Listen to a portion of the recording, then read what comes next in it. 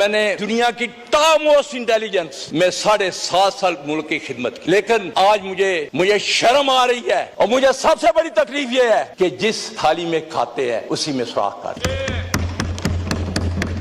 आज मुझे तकलीफ है, मुझे मेरे महकमे ने जिसकी मैंने खिदमत की, मुझे भी 5 दिन अगवा किया गया।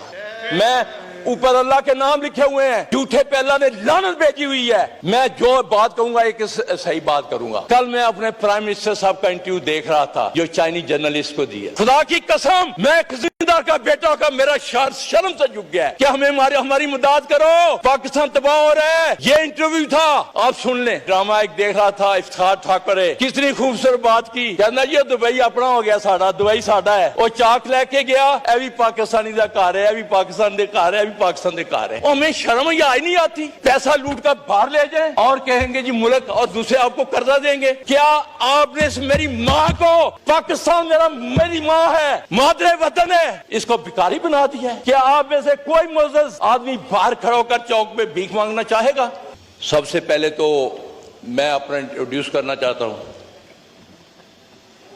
ख्वाजा आसिफ साहब बहुत अच्छी तरह जानते हैं, अल्लाह के फजल करम से और नबी आखिर ज़मां की रहमत से और अपने हल्के के अवाम की अक्सरियत से अल्लाह ताला ने सही फॉर्म 45 जनवरी से मुझे इस हाउस में भेजा है।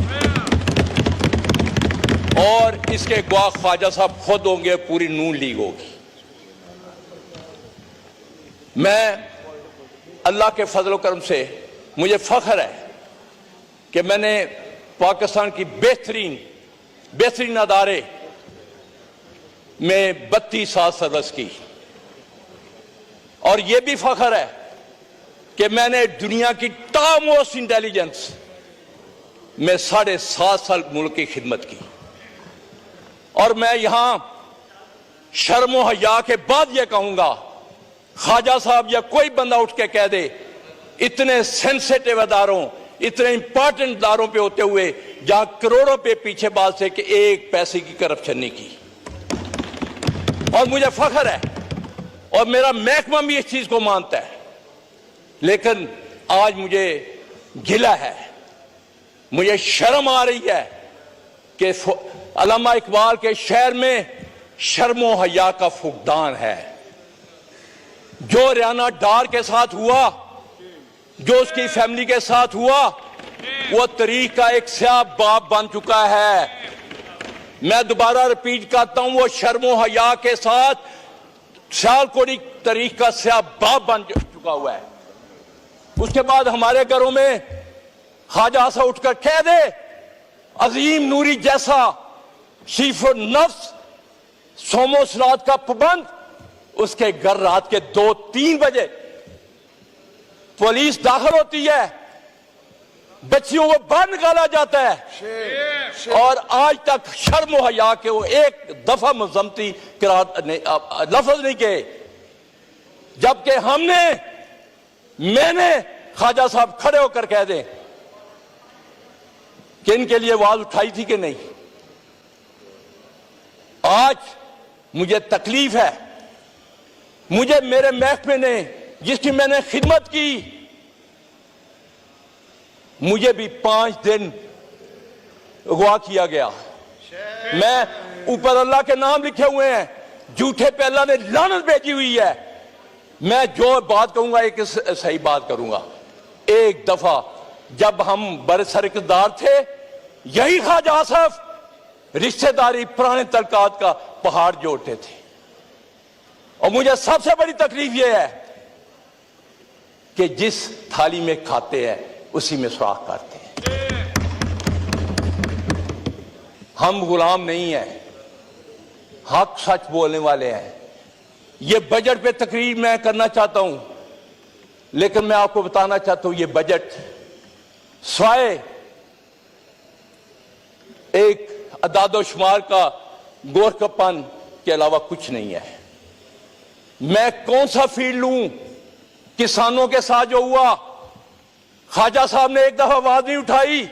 मैंने इस हाउस पे कहा और आज भी कह रहा हूं, जिन लोगों ने गंदम बाहर से मंगवाई, जिसकी क्वालिटी भी खाने के काबिल नहीं थी, क्यों नहीं आज तक उनको यहां खड़ा किया गया, उनके खिलाफ इंक्वायरी नहीं हुई?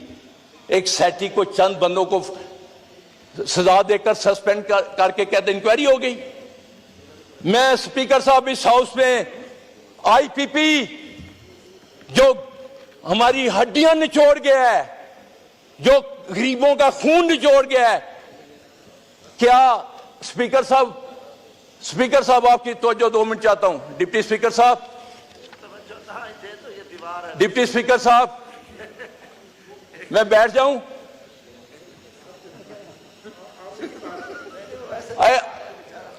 स्पीकर साहब, आईपीपी कौन सा मुल्क है? उनको लाएं चेहरों के, यहां वजीर जो एनर्जी है वो आकर बताए कि उसमें कौन कौन से हिस्सेदार हैं। 125 पैसे के पैसे आप दे रहे हैं ख्वाजा साहब, जबकि प्रोड्यूस 48 कर रहे हैं। जब कोई इंक्वायरी होगी तो उनमें 3 फैमिली आएंगी जो बरसरकदार है। गरीब का खून चूसा जा रहा है। ख्वाजा साहब, मैं कल भी 2 दिन हल्के में था, लोग बद दुआएं दे रहे हैं इस हुकूमत को। हम यहां सिर्फ मुराद लेने के लिए बैठे हैं, उनकी कोई आवाज नहीं उठाता। जो ज़राअत का हाल किया इन्होंने, अभी तक लोगों की जो गंदम है खराब हो रही है। आड़ती से पैसे किसान लेकर अगली फसल बोता है, वो आड़ती उसको 20-21 रुपए से खरीद रहा है, क्यों? उसने अपने पैसे अगले मुंजी लगानी है। ये इशू जो बात करने वाली है, ना कि यहां लड़ाई झगड़े और ताने देते हैं।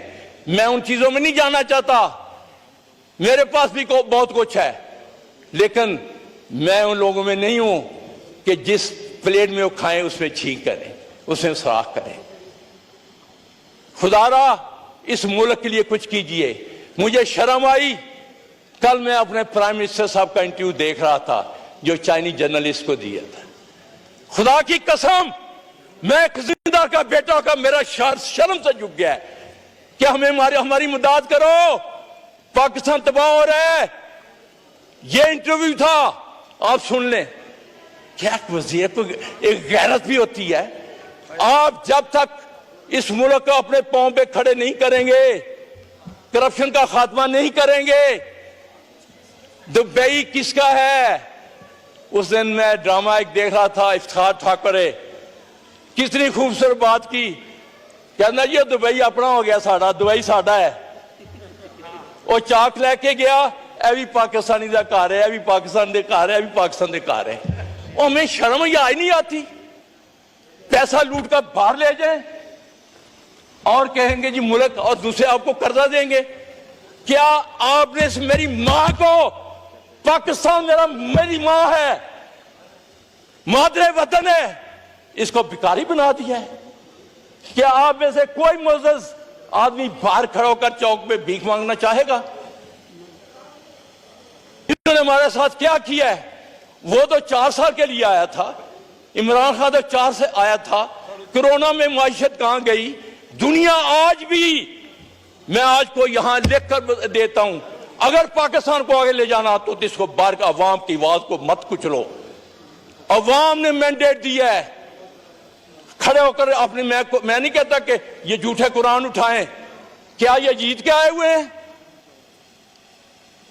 फॉर्म 47 की पैदावार है, और फॉर्म 47 वाले कैसे मुल्क को आगे ले जा सकते हैं? कैसे? इन पे कौन यकीन करेगा? हमें हक और सच का साथ देना होगा। मैं आखिर में 3 तजवीज़ें रखना चाहता हूं। खुदारा इस मुल्क के लिए सोचे। हमारा आज नौजवान तबका क्यों बाहर भाग रहा है?